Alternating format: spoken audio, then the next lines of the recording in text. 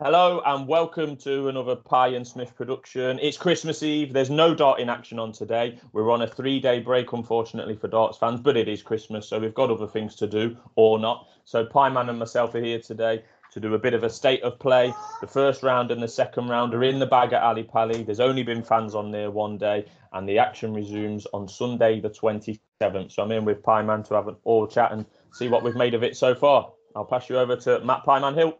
Yeah, cheers, Adam. Good to be here. Obviously, Christmas Eve. Can't say I've got any grand plans for the festivities in Kent. We're stuck in Tier 4, but you know it is what it is. We'll make the best of it. Yeah, I think we're going to take a little look at the state of play. As you say, round 1 and round 2 boxed off in the bag now. We started with 96 players. We're down to 32, so 2/3 of the field won't be coming back after their Christmas dinners.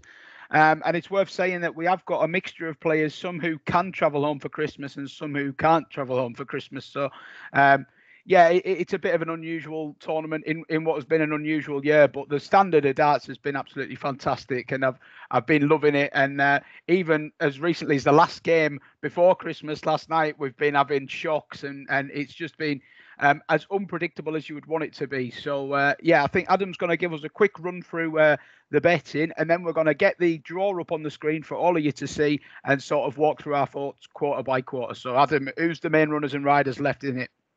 Yeah, so we will be referring back to these prices as we go and how those prices might have changed since when we did our initial preview a couple of weeks ago. But the prices as they stand today on Christmas Eve is, unsurprisingly, Michael van Gerwen is there at 13-8 favourite, followed by Gerwin Price at 6 and Peter Wright at 6, the reigning champion. That's pretty much the same order as it was before. Van Gerwen shortened in a little bit. Price and Wright, despite both playing a game each and winning, they're pretty much the same price as what they started. A big mover in the market has been Dimitri Vandenberg, as predicted by both Pieman and myself.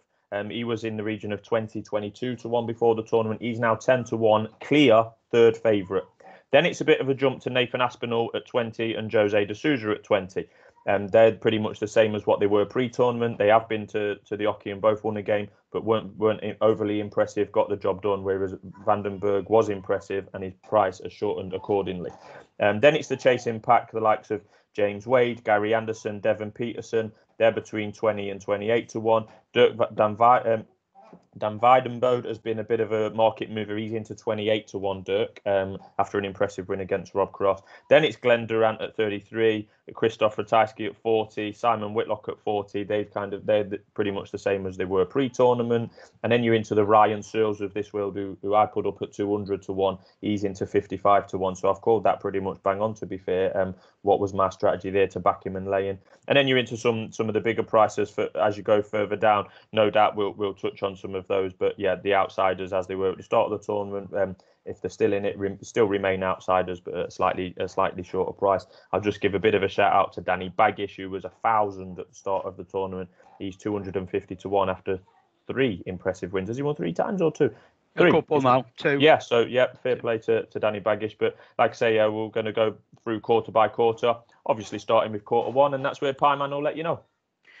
Yeah, so what I'm going to do to you for the viewers' benefit, so you don't have to look at our ugly mugs for a little while, I'm going to share my screen and we're going to go through the draw as it is. So hopefully that's it there in front of you now. Adam, can you see it? Yeah. Yeah, we're all good then. So starting off with quarter 1, this is Michael van Gerwen's quarter and a quarter that he was very well fancied to progress through, or at least go right to the end of.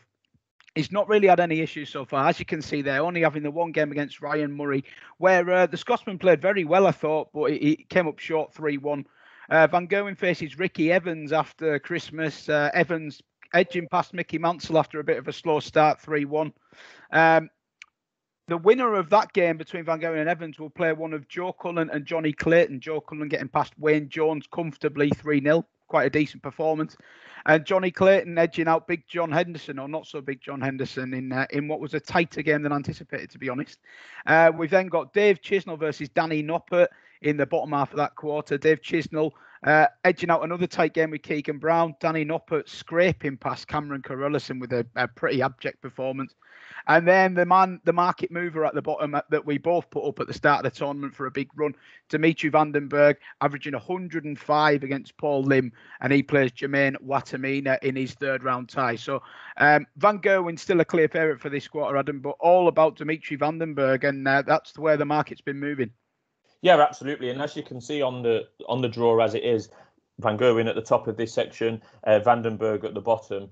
I thought they was on a collision course from the outset, and it still looks like that's very much the case. And yeah, I flagged up Dimitri as one of my best bets of the tournament to win this quarter. He was 15-2 when I said it. I backed him. A couple of days later, he was available at 8-1, so I backed him again. But after his impressive win against Paul Lim, a game that he was very much expected to win, and I think he was even money to win 3-0. So it was absolutely no surprise.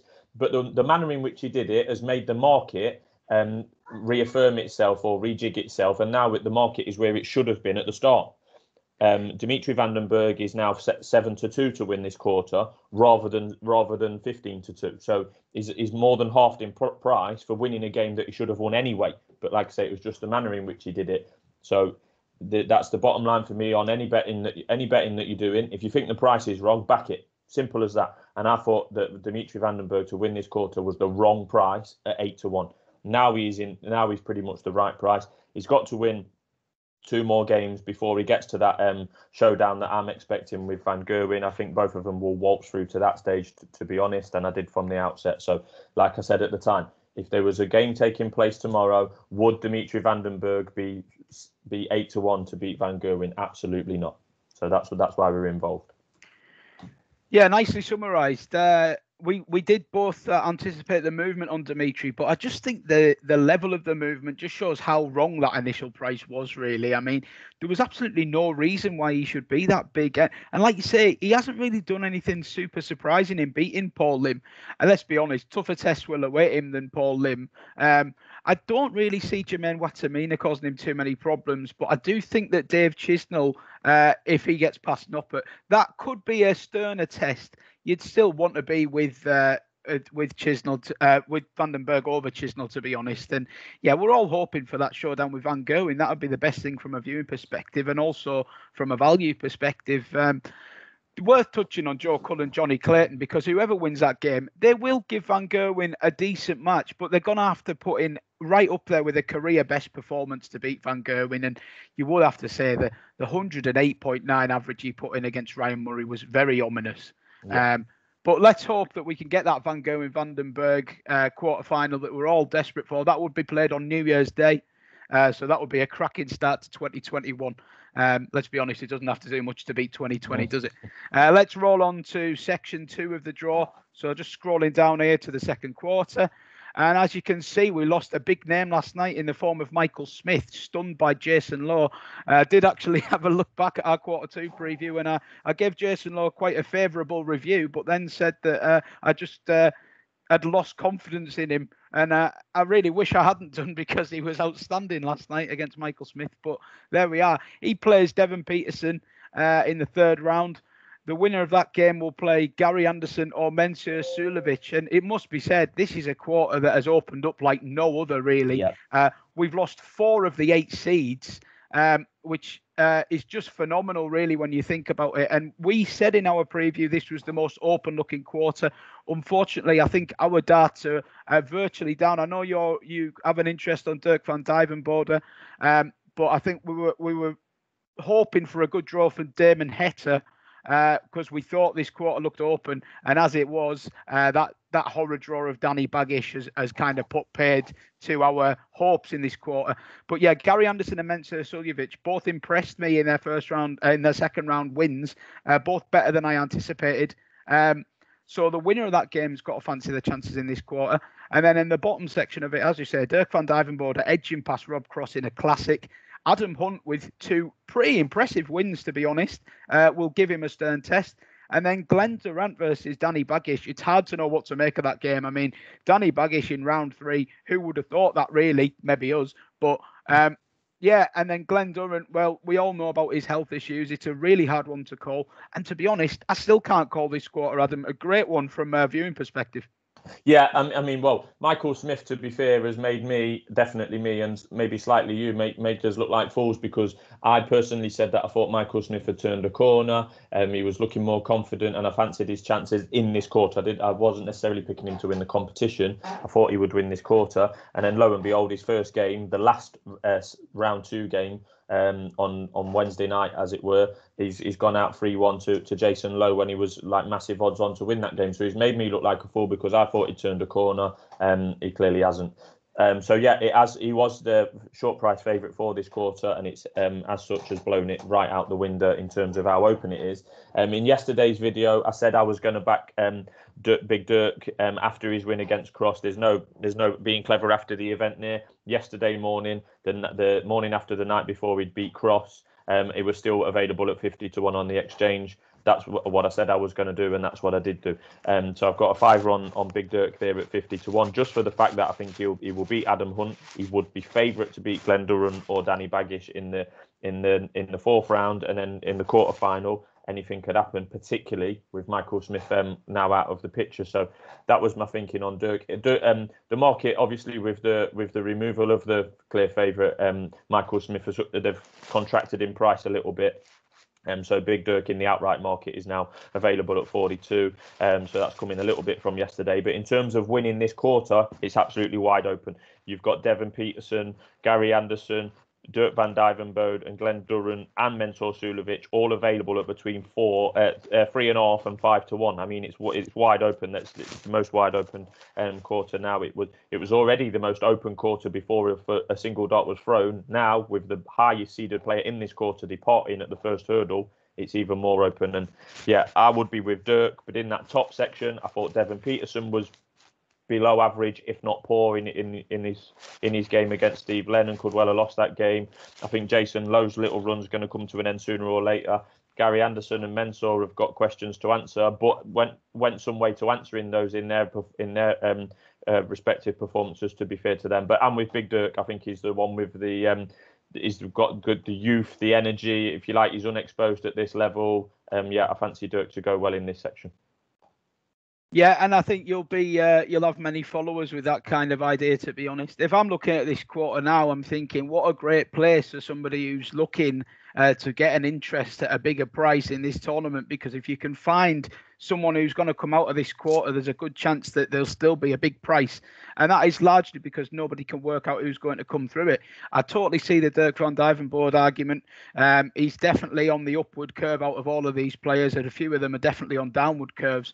I just wonder whether someone like Gary Anderson suddenly has a rethink when he sees Michael Smith go out. He did a very strange interview yesterday after beating Madars Razman, where he said, I'm not really bothered about this tournament. I'm focusing on 2021. That's when I'm going to rejig my practice routine and try and get back to where I know I should be. He's almost dismissed this tournament. But to me, Gary Anderson, a two-time champion, if you see the biggest seed in your section go out, he's got to be thinking there, if I can just get my game up to 80% here, I can get into the semi-finals, because there's not one player in this quarter that Gary Anderson can't beat on his day. So I think he's a very interesting runner now, Gary Anderson, not someone I was interested in before the tournament. Not saying I would get involved now, but definitely wouldn't be surprised if he was to come out of this quarter, given his experience. And then you're looking at them bottom two as well, and so many question marks over Glenn Durrant and Danny Baggish. I mean, Danny Baggish has averaged 88 to beat Damon Heta and 93 to beat Adrian Lewis. Now, not spectacular results, but two really good performances in the circumstances, to be honest. Wasn't fancied in either match, and yet had a relative amount of control throughout both of those matches. He plays Glenn Durrant, who's got serious question marks over his form after recent health issues.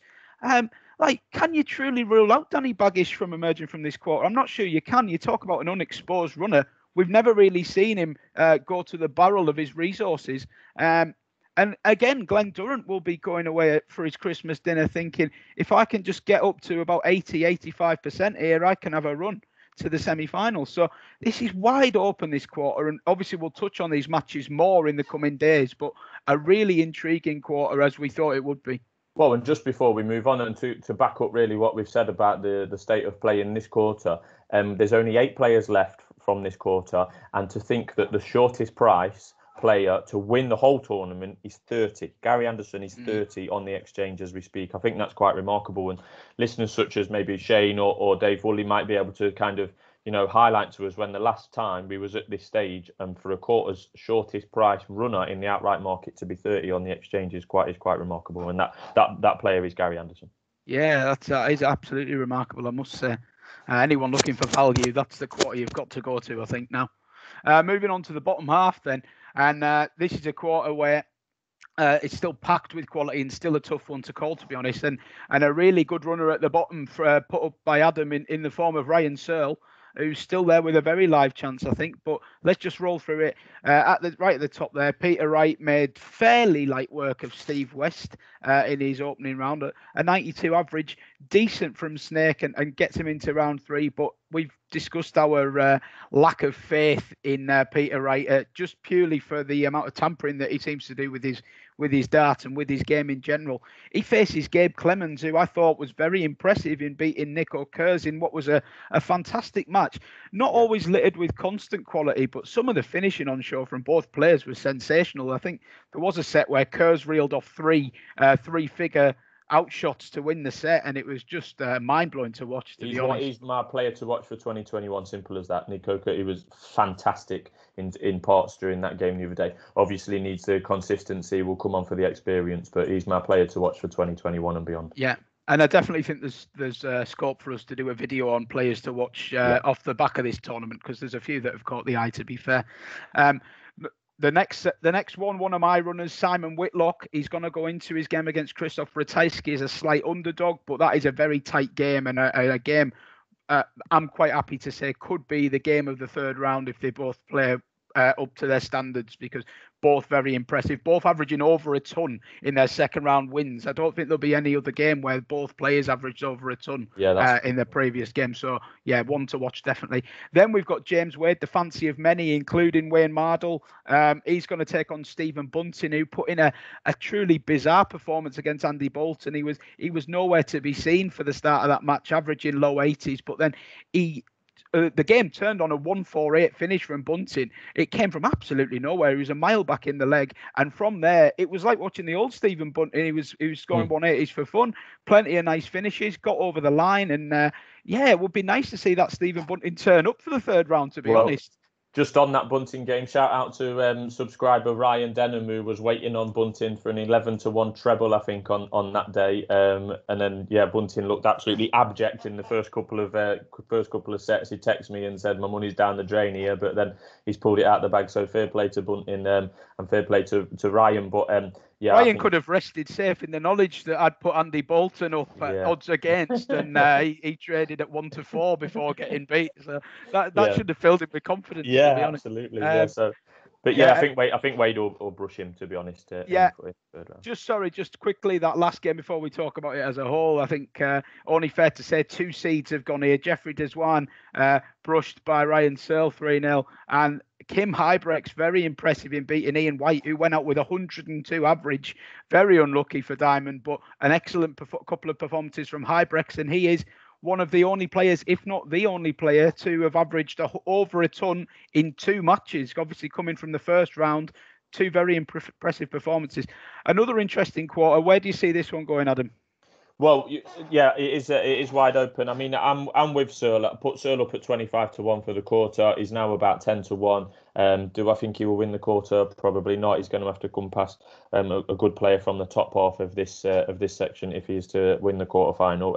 First, he's got to get past Kim Hybrex, and I'm happy to give Kim Hybrex a big shout out. To be honest, he was basically not even considered by me before, and I know you covered him in your preview, Pieman, but he's been excellent. His first game, we questioned, or I did, whether it was just a glorified practice session where he averaged 104 against a Chinese qualifier, but he certainly backed that up in his next game against Ian White. It was a coin cost game with the bookies, and he's averaged 101 in a 3-1 victory there. He goes in against Searle, which will be pretty much another coin toss in terms of the odds, and it'll be definitely one to look forward to. Obviously, I'm on Searle, but But Kim Ibrex, I mean, like we said you covered in the preview a few weeks ago, Pam, and this is a man who's campaigned in 2 Premier Leagues, I believe. So certainly has the ability to be one of the elite players, and he's showing that here. And that everyone in this quarter will fancy the chances, but Peter Wright is obviously still the favourite for this quarter, given he's the reigning champion and the number 2 seed. We've got question marks over him and certainly won't have money on him.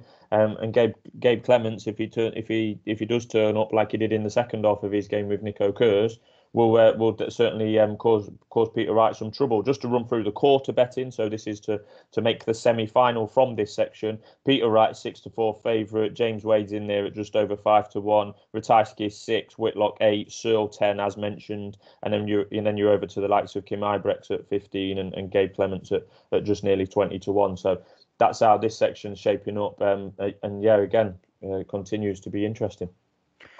Yeah, it certainly does. And I think you've got to be looking at that market and thinking, if Peter Wright was to go, this is going to be another one that kind of gets a bit of a shake-up. A lot of people would say this is between Peter Wright and James Wade, but I'm not having that. I think that there's pretty much, I think you have to say 6 of the 8 players have a chance of winning this quarter to a varying degree. And I'm maybe being a bit cruel there by not saying Gabe Clements, because I really do rate him.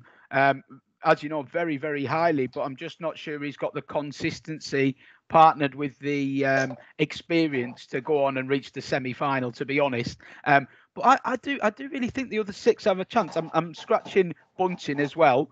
I think Searle is quite unexposed and is in really good form, and he will continue to be underestimated, to be honest. And you would never back against Ryan Searle confidently. He's one of these players that he can turn up and average mid-90s and cause you a real problem, So, and obviously one of him and Kim Ibrex is going to come out of that game.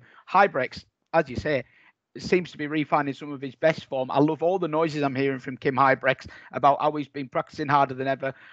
He had a great quote the other day where he said, when you fall out of it, when you're in the top 16, you're like a spoiled little brat.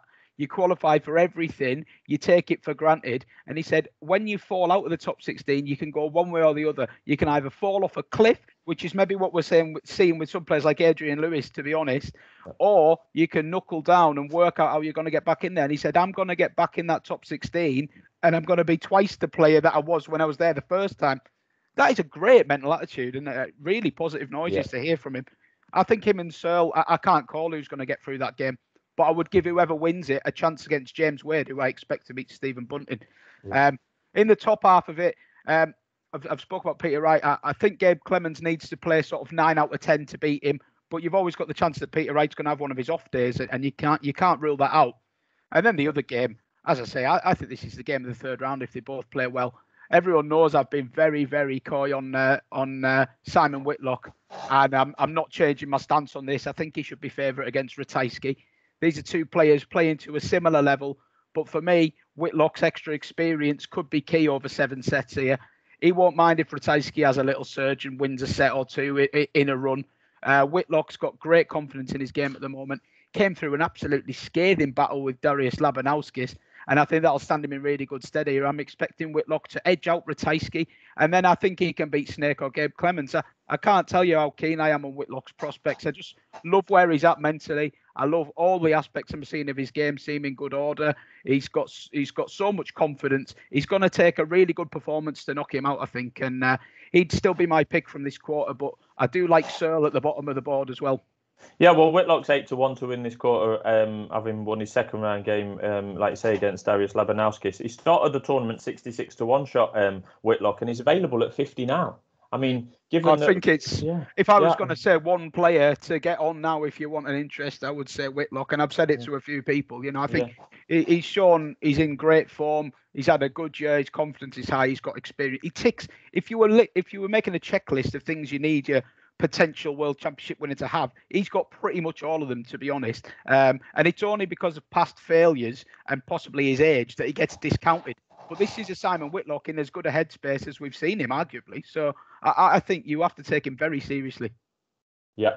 I'm just moving on to the final quarter there, Pie Man. There you go. Yeah, so, I mean, I'll lead off here because I'm big on Gerwin Price, as the listeners will know. It's But yes, sorry, Adam, just worth saying we haven't lost a single seed from this quarter, so it's the 8 seeds that are through. yeah, yeah, exactly. And I think that happened in quarter one as well.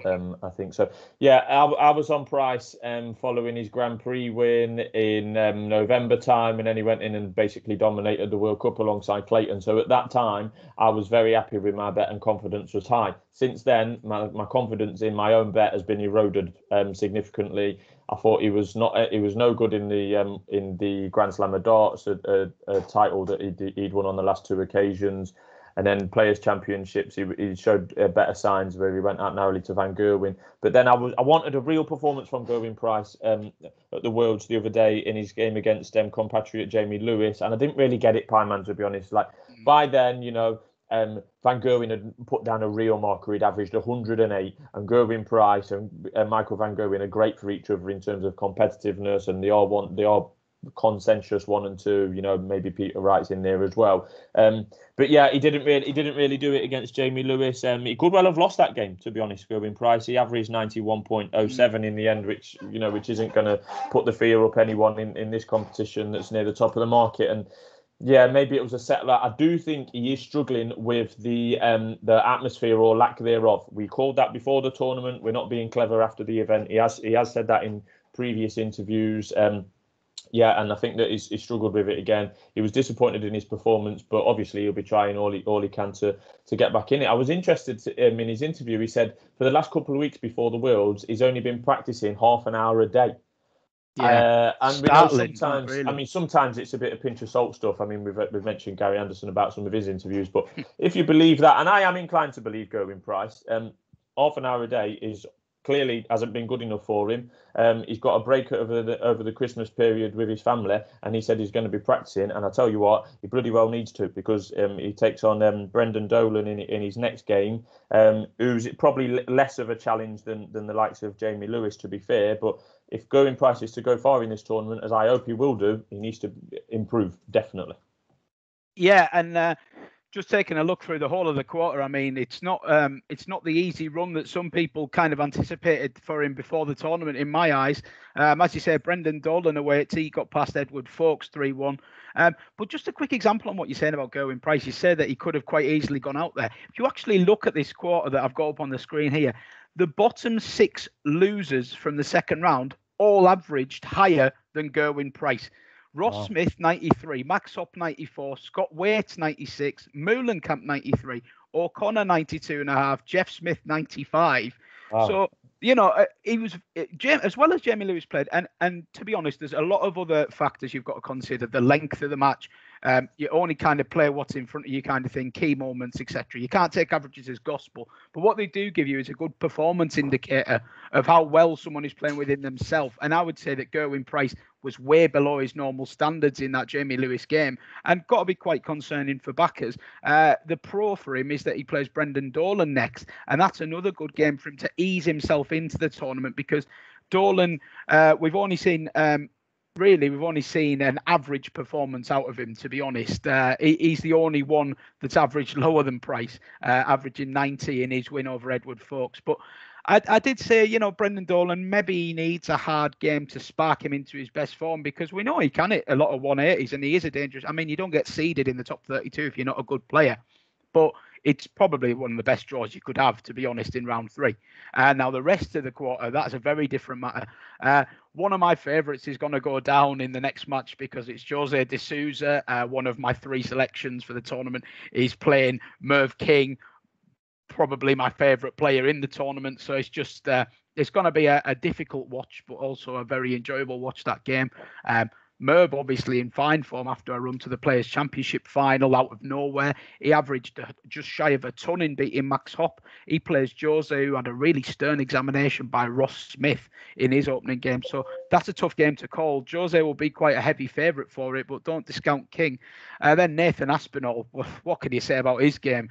Scott Waite's missing 4 match starts to knock out Nathan Aspinall, a seed that I said I thought might be vulnerable, but I'm gonna reverse it round and say credit to him. He I know he dodged them match darts, dodged bullets effectively, but it took some guts to hang in there the way Waite was playing. The first 2 sets, Waite was absolutely sensational, and the 1-2-5 that Waite took out on the ball possibly shot of the tournament. I mean, to go superb that to was. go bull 25, and he basically had a third of the bull to aim at. He moved, as you say, took 2 steps across and planted it in to still go on and lose that match. Yeah, where it's kind of choked, but fair play to Aspinall. What a great doggish performance that was. He really had to horse racing analogy. He really had to chivvy himself into that contest. Aspinall, he had to talk to himself and really knuckle down, because he was staring down the barrel there, and he's made the semi-final last twice. Fair play to it. I mean, I was watching it as I've got 2 bets in that quarter. I was watching it hoping that Scott Waits would win. But yeah, it's a good, like you say, a good game in the end. And then just on to the bottom game in that quarter, Pie Man. Yeah, Darryl Gurney and Chris Dobey. Well, let's be honest, not 2 players that we really rated prior to the tournament. But I've got to say, I've changed my stance on Darryl Gurney. I thought he was absolutely brilliant in his defeat of Willie O'Connor, and no surprise that money came for him. He was 2-0 up very quickly. It did go to a final set in the end, because Gurney couldn't close it out 3-0, and O'Connor staged a great fight back, played pretty well himself. But this performance from Gurney, I've mentioned it to a few people who've asked me who's impressed you the most. I think just purely because I wasn't expecting anything from him, and he was so impressive, I'd have to say Darryl Gurney. He faces Chris Dobey, who had to, he's another one who had his back to the wall. He was in big trouble against Jeff Smith, but from 2-0 down, managed to salvage it. 1-3-2, average 97, which is even more impressive given that he was nowhere near that for the first 2 sets. So shows you how well he had to play to get over the line there. Well, that's a great game. I think Gurney has got to go in there with the confidence from that second round performance and can get past Dobey, where he'll likely face Nathan Aspinall, who plays Vincent van der Voort. Vincent was pretty good in beating Ron Meulenkamp, but he'd have to go up a notch to beat Aspinall, I think. So yeah, I mean, I'm anticipating Gurney versus Aspinall in the 4th round, and probably Price versus Jose. And it is a difficult quarter to call. It should be Gerwin Price's quarter to lose, but I don't think it is. I think he's vulnerable against Jose or Merv in round 4, and I think he'd be vulnerable again if he gets to the quarters. But another interesting quarter for sure. Yeah, and Jose's 4-9 to beat Mervyn King. I'm worried about Mervyn King. As a Jose backer, I'm worried about Mervyn King for sure. And then, if the 2 favourites win, we'll be into the 4th round that was identified by many darts fans, including us. Gerwin Price versus O'Day Sousa could be absolutely a blockbuster 4th round game. So, yeah, another one that's wide open. Just a little note on Gurney. Yeah, I was a doubter of Gurney as well. He was in the region of 200 to 1 pre-tournament. And he's put in that impressive performance that puts him smack bang up back to his form. If he can keep that going, he will and should beat Chris Dobey. And then, like you say, we're into anything can happen territory. Gurney's 110 still on the exchange now, which, to be honest, should possibly be a bit shorter, because, if this, I've got him down as his SP's pre-tournament odds were 100 to 1 on my earlier notes. So, yeah, for him to be available now at 110 still on the exchange is about 66 with the bookmakers. I think maybe he should be shorter, because that was an impressive performance. Just to give you an idea of how impressive that performance was, before that game was actually concluded, he'd already had his price cut in half. So it kind of tells you about how little was expected of him pre-tournament versus how impressive he actually was. And like you say, this is an ex-Premier League player, a TV winner who we know can do it if he's at his best. So Gurney, a very lively outsider.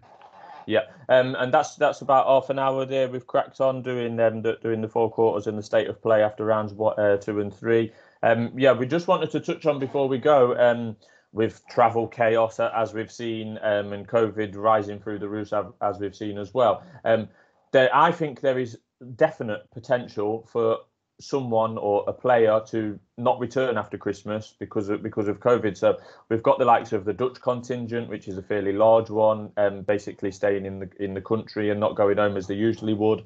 The likes of Van der Voort, Van Gerwen, and the like would normally zip home for a few days over Christmas. That is not happening this year. It can't happen this year for multiple reasons. So they'll be in the hotel practicing or driving or climbing up the walls, going stir crazy. But the likes of the English and Welsh contingent are going home, and the likes of Gerwin Price going home to Wales, which has been battered by the COVID, more than most areas for the last few weeks. I just think that's a dangerous policy, and I know why they're doing it, and they're going to be at home with their family. I've got no problem with that, but it certainly is a risk. Let's say it's a risk, and the likes of Ryan Searle has said he's going home as well. And I think there's I don't know, I wouldn't call it an advantage for the foreign-based players to be staying, because they could be sitting around in an hotel room for 4 days on your own. That might not be that productive either. You know, that could play with you mentally as well. So tricky times for the players, Pyman. Yeah, and tricky times for people trying to make any firm assessments about where this tournament's going to go, because I've got to agree with you. No one wants to say it, but there's got to be a really strong chance that one of these players is going to come back and deliver a positive COVID test. If you're going around and knocking around with family in 4s, 5s, 6s, we all know what it's going to be like over the coming days. And there's going to be a lot of people, even if they're not feeling unwell, going to be picking it up just from seeing people being out and about. And, you know, it would be really sad, but I think we do have to be realistic, and there's a strong chance someone's going to return a positive COVID test. If that was a Van Gerwen or a Price, that would throw the market into chaos. It's worth saying. So, I mean, fingers on buzzers for when that news drops, but obviously we'll be covering that kind of thing in our videos if that happens. But yeah, I mean, you talk about the players staying in their hotel room, the foreign players. I think that could go one or two ways, completely dependent on your personality type. If you're the kind who responds well to adversity, and you're a determined sort who quite likes a challenge and likes being written off, then, you know, you might see these 4 days as a chance to buckle down and make a statement. But I think if you're a family person, Christoph Ratajski, for example, talked about how sad he was to be spending it in a hotel room without his family. Yeah, I'm sure he'll want to do them proud, but that's bound to take a mental toll on people like that. And it's a sad factor that you do have to consider, I'm afraid. Yeah.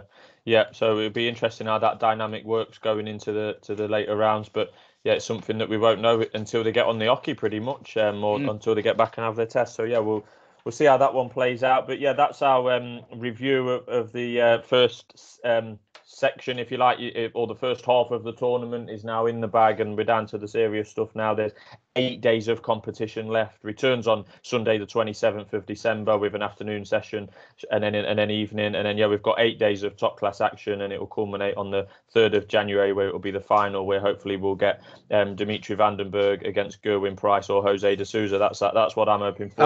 I think you're hoping for similar, Pyman. So yeah, we've called some stuff right, we've called some stuff wrong, but we've enjoyed it. And like I say, thanks for your comments, and we'll get some more content out to you in the next few days. So thanks for listening, guys.